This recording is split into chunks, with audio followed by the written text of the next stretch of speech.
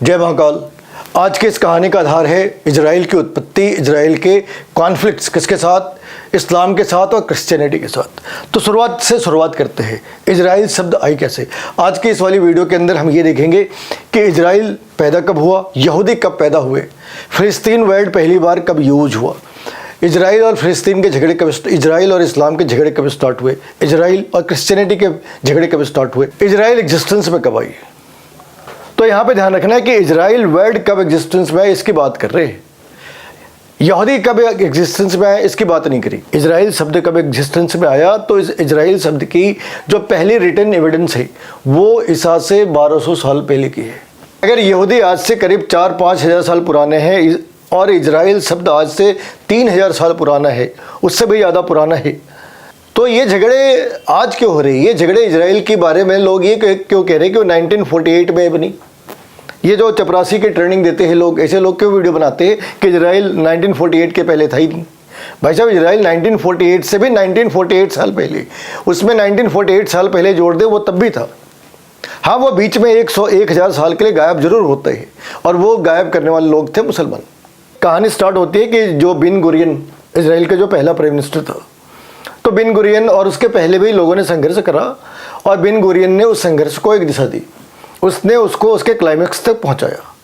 तो बिन गुरियन ने जो यूनाइटेड नेशंस है उसके अंदर 29 नवंबर को अपने लिए एक देश, मतलब यहूदियों के लिए अपने देश के एक प्रपोजल पास करा लिया। वो रिजोल्यूशन नंबर थी 181-2। तो 181-2 के ऊपर जो आप देख रहे हैं मैप के अंदर, जो पीला पार्ट है वो मुसलमानों का है और जो बचा हुआ पार्ट है वो इजराइल का है। आज इसमें क्या फ़र्क है, तो ये जो साइड में देख रहे हैं ना, जो समंदर के किनारे का जो साइड है वो एक तरफ से पूरी तरह से ख़त्म हो चुका है। अब एक छोटा सा पार्ट बचा जिसे गाजा पट्टी कहते हैं, जिसके ऊपर झगड़े चल रहे हैं। तो हुआ क्या, हुआ ये कि ये जो जगह थी, इस वाली जगह पे 1890 से 1870 से जो अमीर यहूदी थे वो यहाँ के अरब लोगों से ज़मीन खरीद रहे थे। तो ये जो ज़मीन है, ये जो आप देख रहे हैं आज की डेट में जो मैप देख रहे, तो ये इस मैप में ज़्यादातर हिस्सा अरब के लोगों से खरीदे हुए ज़मीन का था। वहाँ पे अरबी लोग थे, मुसलमान ही रहे होंगे, तो उनसे खरीदी हुई ज़मीन थी। और यूनाइटेड नेशन ने प्रपोजल पास करा, प्रपोजल पास हुआ, एक कंट्री बन गई। कंट्री बनते मुस्लिम देशों ने कहा कि हम ऐसा होने नहीं देंगे, ये तो हमारे अगेंस्ट थे। जहाँ से इस्लाम फैला वहाँ पर यहूदी धर्म वापस कैसे आ सकते, तो ऐसे तो नहीं हो सकता। और उन सब ने मिलकर इसको मारना स्टार्ट करा। इसकी लड़ाई की अलग इतिहास है, मतलब जब इसके स्थापना दिवस थे तभी ये 6 कंट्री से लड़ रहा था, है ना।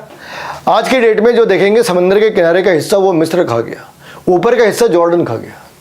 मिस्र में कौन से लोग रहते, मुसलमान।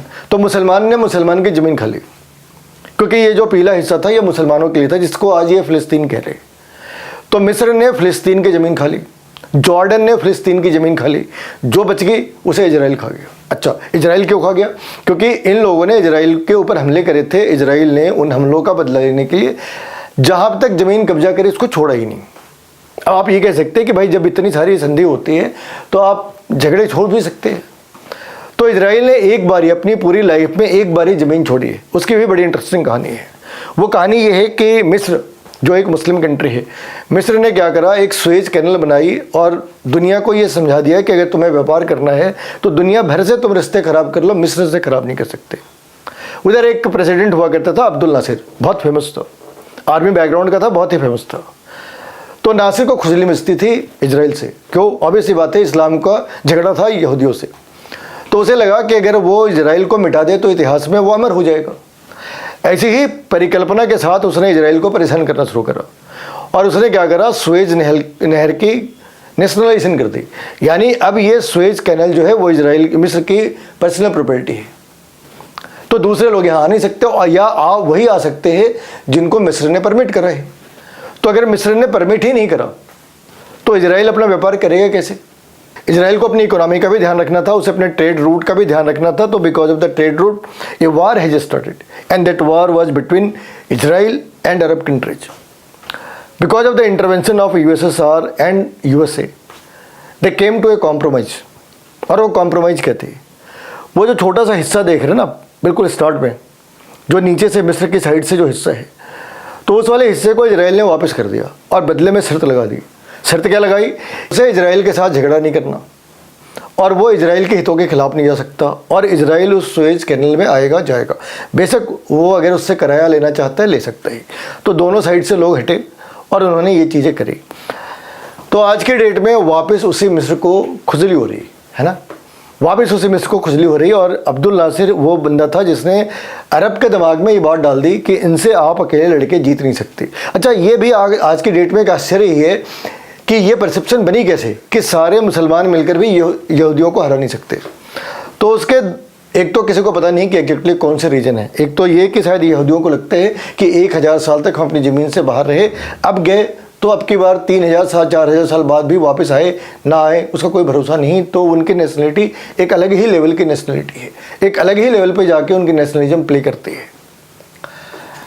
अभी कहानी में एक हिस्सा और भी है। कहानी में एक हिस्सा ये है कि क्या यहूदियों के धर्म ग्रंथ में ऐसी कोई चीज़ है? तो यहूदी इस बात से इनकार करते हैं। जो हिब्रू के अंदर बाइबल है उसके अंदर यहूदियों के बारे में लिखते हैं। क्या लिखते हैं? An eye for an eye, an ear for ear, आँख के बदले आँख, कान के बदले कान। यहूदी मना करते हैं, लेकिन जो टेस्टामाउंट है उसमें लिखा है कि माफ़ करना और भूल जाना, ये हमारी धर्म के अंदर मना है। जो ईसा मसीह था वो यहूदी पैदा हुआ। कई लोग कहते हैं ईसा मसीह पैदा ही नहीं हुआ, ठीक है ना, क्योंकि ईसा मसीह के ऊपर जो कहानी लिखी गई है बाइबल वो 300 सालों में कंपाइल्ड हुई है और 300 सालों में बाइबल कंपाइल्ड हुई है और हर किसी कंपाइलर ने यही कहा कि उसने ईसा मसीह को अपने सामने देखा है। तो एक इंसान 300 साल का तो कभी हो ही नहीं सकता। 33 ईयर की उम्र में इसे सूली पर चढ़ाने की कहानी है और इस बीच में वो 13 साल से लेकर 30 साल तक कहाँ रहता मालूम नहीं। कहते 13 साल से लेकर 30 साल तक वो भारत में घूमता रहा, एक कहानी है। अच्छा, भारत और इजराइल के बीच की डिस्टेंस कितनी है? 4500 किलोमीटर, ठीक है। तो इजराइल से भारत घूमता हुआ गया और फिर यहाँ से वो चला गया, एक कहानी है। दूसरी कहानी ये है कि जब उसको मार दिया, वो उधर में 3 दिन बाद पैदा हुआ, फिर मर गया, तो वापस हिंदुस्तान में उसे ईसा के मतलब 80 AD के अंदर, ईसा के बाद 80वें साल में उसको देखा गया। जब वो 33वें साल में मर गया था तो 80वें साल में देखा किसे? कहते हैं बौद्ध मठों के अंदर वो रहता था। ये सारी चीज़ें क्या है ना, अभी कुछ साल और रुक जाओ तो फिर ये बताएंगे कि चांद के ऊपर भी बुद्ध को देखा, चांद के ऊपर भी ईसा मसीह को देखा था। कोई तारीख बता देंगे। जैसे ही चांद पे कोई सिविलाइजेशन आएगी, अगर मालूम होगी कि चांद के ऊपर भी लाइफ है, तो ये पहुँच जाएंगे वहाँ पर, कहेंगे कि ईसा मसीह इधर भी आए थे और हमारे टेस्टामेंट में लिखा है कि वो आए थे, कुछ ऐसे बता देंगे 2025 में आए थे। तो ये इनकी नौटंकी चलती रहती है ना, जहाँ जाते उधर ही ईसा मसीह पैदा हो गए थे, उधर ही ईसा मसीह आ गए थे। तो ईसा मसीह जो यहूदी था जिसने क्रिश्चियनिटी स्टार्ट करी, उसको यहूदियों ने मारा था। तो ये झगड़े ईसाई और क्रिश्चियंस और यहूदियों के ये झगड़े ईसा मसीह के मौत से शुरू हो गए। यानी कि पहले 33 साल तक सब कुछ ठीक ठाक रहा, 33 ईयर के बाद से इनके झगड़े स्टार्ट हो गए। ये तो इनके क्रिश्चियनिटी के साथ झगड़े थे। मुसलमानों के साथ झगड़े कैसे स्टार्ट हो गए? तो मुसलमानों के साथ अगर आप देखोगे तो पीछे की नीचे की लाइन पे ये चीज़ें लिखी है कि इस्लाम और उसमें कितना फ़र्क, कितना सिमिलरिटी थे। कहते वो भी प्रेयर करते थे वो भी प्रेयर करते थे यरूशलेम की तरफ घूम के। तो मुल्लों ने शुरू कर दिया काबा की तरफ घूम के, कॉपी करनी थी, कुछ तो कॉपी करना ही था। वो डेली प्रेयर करते थे तो इसने भी डेली प्रेयर करना स्टार्ट कर दिया। वो मिड डे प्रेयर करते थे तो इसने भी, मुल्लों ने भी मिड डे प्रेयर स्टार्ट कर दिया। तो ये सारी चीज़ें जो है वो मोहम्मद ने स्टार्ट करी थी। और एक रीजन था कि सिल्क रूट के ऊपर जो बिज़नेस होती थी उस पर यहूदियों का एक प्रॉपर सेगमेंट था और जो मोहम्मद के लोग थे वो सिल्क रूट के लुटेरे थे, वो वहाँ के व्यापारियों को लूट लेते थे और वो जिनको लूटते थे उनमें ज़्यादातर यहूदी लोग होते थे। बाद में इन्होंने एक प्रपोजल डाली कि अगर आपको लूटने से बचना है तो आप इस्लाम स्वीकार कर लो। और ये एक प्रोपेगेशन थियरी है कि सबसे पहले इस्लाम उसी कॉरिडोर के अलॉन्ग आया। जिनको लगा कि वो अपनी सुरक्षा नहीं कर सकते, उन्हें लॉन्ग टर्म में बिजनेस करना है, तो वो क्या करते थे, मुसलमान बन जाते थे और वैसे इस्लाम फैलना शुरू हुआ।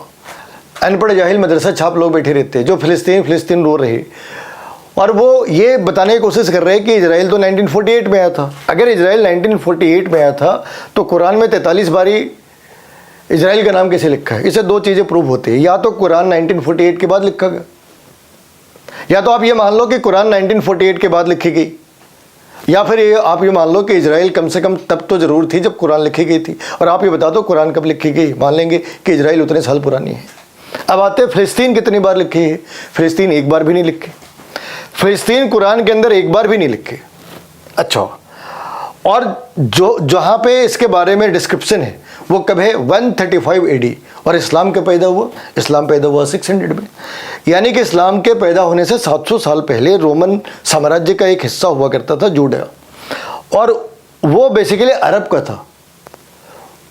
टेरिटरी वही थी, रिलीजन अलग था। वो अरब का हिस्सा था, उसका मुसलमान से कोई लेना देना था ही नहीं। यानी जब पहली बार फ़िलिस्तीन का नाम आता है तो वो अरब की टेरिटरी का आता है। तो उस टेरिटरी पे रहते कौन थे? इस्लाम तो पैदा नहीं हुआ था, तो उस टेरिटरी पे रहते कौन थे? ये ऐसे करना चाहते कि फ़िलिस्तीन तो हज़ारों साल पुराना है और इजराइल 1948 में बना, तो तुम कुरान में लिखी बात को डिसोन करना चाहते, तो ऐसा बोल दो ना। अब कमाल पाशा के जो लोग हैं वो कमाल पाशा को अपना राजा माने या खलीफा को राजा माने, ये डिसाइड कमाल पाशा और उसके लोग नहीं कर सकते थे। ये डिसाइड करता गांधी और भारत में रहने वाले मुल्ले। तो ये कह रहे कि इनका जो झगड़ा है, इनका झगड़ा धर्म को लेकर नहीं है। बहुत बढ़िया। कह रहे कि हमारा तो धर्म से लेकर कोई झगड़ा ही नहीं जी, हमारा तो इस बात का झगड़ा है कि इजराइल ने उनकी ज़मीन पे कब्जा कर लिया। इजराइल ने उनकी ज़मीन पे कब्जा करा, ये बात तो सच है। लेकिन इजराइल ने कब्जा क्यों करा? क्योंकि आपने इजराइल से झगड़ा करा। उसने झगड़े तक जितनी ज़मीन ले ली थी वो आपको वापस नहीं करा। तो आप ये बताएंगे आपने झगड़ा क्यों करा था इजराइल से? नहीं बताएंगे। ठीक है, चलो हमने ये एक पल को मान लिया कि आपका झगड़ा इजराइल के साथ इस बात को लेके है कि उसने किसी की ज़मीन पे कब्जा कर रहा था। बहुत बढ़िया। और आप उस इलीगल ऑक्यूपेशन के अगेंस्ट हैं। अरे बहुत ही कमाल की चीज़ है। तो फिर कश्मीर तो हिंदुओं का था, राजा कश्यप जो ऋषि कश्यप थे, तो मुल्ले वहाँ क्या कर रहे? पूरी पाकिस्तान और पूरा बांग्लादेश हिंदू पॉपुलेटेड था, यहाँ मुल्ले क्या कर रहे? और इनको छोड़ो, 56 इस्लामिक स्टेट जब आए उनमें से कोई भी ऐसा स्टेट नहीं है, कोई भी ऐसा देश नहीं है जिसका इतिहास 1400 साल से नया हो। देश 2000 साल पुराना, उसके अंदर इस्लाम कितने साल पुराना है? 400 साल पुराना, 500 साल पुराना है। तो वहाँ से इस्लाम को क्यों नहीं भगा रही? भी है, इजराइल के पास लाइट न्यूक्लियर वेपन भी है, तो इजराइल हल्के न्यूक्लियर वेपन्स का भी यूज़ करेगा, इजराइल लेजर्स भी यूज़ करेगा, इजराइल वो सारे मिलिट्री टैक्टिक्स यूज़ करेगा जो दुश्मन को ख़त्म करने के लिए करे जाते हैं। तो ये क्या इस्लाम के अंत की शुरुआत है? मतलब मेरा काम ज्योतिषी का नहीं है, लेकिन अगर ऐसा हो कि ये इस्लाम के अंत की शुरुआत है तो आप क्रेडिट जरूर देना हमें। आप ये कहना है कि एक बाबा ने बता दिया था कि इस्लाम के अंत की शुरुआत है, तो मेरी भविष्यवाणी सच हो। बाबा को पसंद करें, लाइक करें, सब्सक्राइब करें। नमस्कार।